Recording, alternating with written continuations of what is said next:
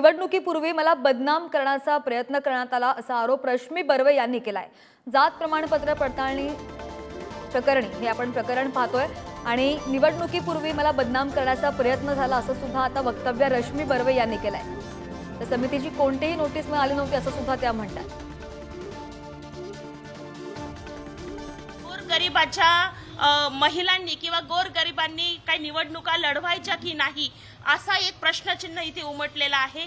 ज्या पद्धतीने आज माझ्यावर माझं नाव बदनाम करण्याचं किंवा माझं नाव मलिन करण्याचा जो प्रयत्न आहे यावर कुठल्या प्रकारची ही एक हुकुमशाही इथे चाललेली आहे याचं उत्तर मला आज हवंय। तर यांना तिकीट नको मिळायला किंवा यांनी लोकसभेचा उमेदवार जो आहे तो निवडून न येण्यासाठी हा जो प्रयत्न आहे तो सुरू आहे।